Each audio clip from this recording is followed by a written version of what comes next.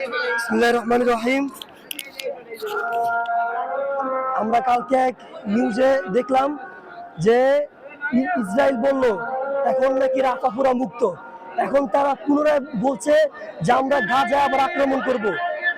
এই জন্য আমরা বাংলাদেশে এখানে আমরা সমাবেত হয়েছি কোন কর্মের মধ্যে যেন আমার ফিলিস্তিনি ভাইদের উপর কোনো আক্রমণ না হয়।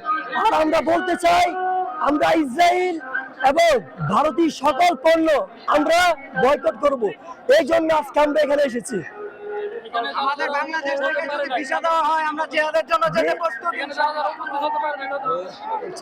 আমাদের যারা এখানে উপস্থিত হতে পারে নাই তারা যার যার অবস্থান থেকে একটাই অবস্থান করবে যে আমরা ইসরায়েলি পণ্য বয়কট করব। এটা আমাদের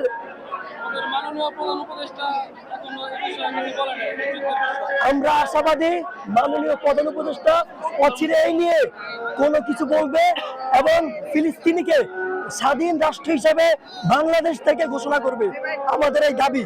এবং বাংলাদেশ থেকে আমরা একটা নিউজ পেয়েছি মে থেকে যারা গাজা এবং রাফার মধ্যে আহত হয়েছে তাদেরকে চিকিৎসা করবে। এই জন্য আমরা বাংলাদেশের প্রধান উপদেষ্টাকে আমাদের থেকে আন্তরিক মোবারকবাদ জানাচ্ছি। আসসালামু আলাইকুম ওয়া রাহমাতুল্লাহ।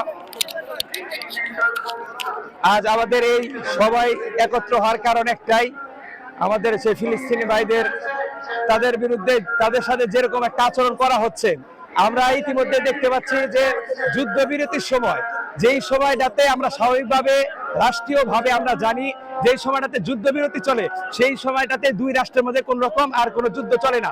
তারপরেও আমরা বারবার লক্ষ্য করছি যুদ্ধবিরতি কালেও আমার ফিলিস্তিনি ভাই, আমার রক্তের ভাই, আমরা মুসলিম, আমরা এক রক্ত।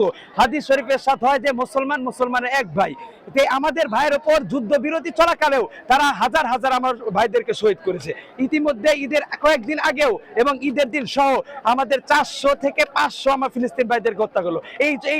এই প্রশ্নের উত্তর কে দিবে? জাতিসংঘ চুপ, অথচ অন্যদিকে ইসরায়েলের ক্ষেত্রে জাতীয় সংঘ সবকিছু করতেছে। কিন্তু আমার ফিলিস্তিনি ভাই তাদেরকে দেহ নাই, তারা কি মানুষ না? তারা কি মানুষ হিসেবে পৃথিবীতে জন্মে নেয়নি? এইগুলার জবাব কে দিবে? এত হত্যা, এত গণহত্যা, শিশু থেকে হাসপাতাল, মা বোন থেকে নির্যাতন একদম যারা একদম সর্বোচ্চ পর্যায়ে নির্যাতন করছে, এগুলার জবাব কে দেবে? এইগুলোর জন্যই আজ আমরা এখানে আমরা এসেছি। ইনশাআল্লাহ আমরা বাংলাদেশ থেকে এই মেসেজটা দিতে চাই, আমরা মুসলমান এখনো মরে যাইনি। ইনশাআল্লাহ আবাবিল পাখির ন্যায় আমরা তাদের উপর ঝাঁপিয়ে পড়বো। যেভাবে মক্কা আবাবিল পাখি বাঁচিয়েছিল সেভাবে আমরা ইনশাআল্লাহ বাংলাদেশ থেকে এই মেসেজ দিতে চাই। আমাদের যদি বাংলাদেশ থেকে যাওয়ার কোনো সৌভাগ্য হয় অবশ্যই ফিলিস্তিনে আমরা যাবো এবং সেখানে জিহাদ করবো ইনশাআল্লাহ। এবং আমাদের প্রধান উপদেষ্টা ডাক্তার ইউনূস স্যারকে আমরা বলবো, স্যার আমরা আপনাকে গভীর শ্রদ্ধা করি এবং আমরা চাই আপনি আগামী বাংলাদেশকে আরো ভালোভাবে এগিয়ে নিয়ে যান।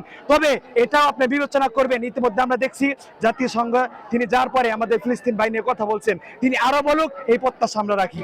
আখিরু দাওয়ানা, এবং রাষ্ট্রীয়ভাবে এটার কোনো ব্যবস্থা নেওয়া হোক এবং পণ্য বয়কটের বিষয়টা রাষ্ট্রীয়ভাবে এটা কার্যকর করা হোক, এটার দাবি আজকে আমাদের এখানে ইনশাআল্লাহ। আল্লাহ তাআলা আমাদের সবাইকে তৌফিক দান করুন। আমিন।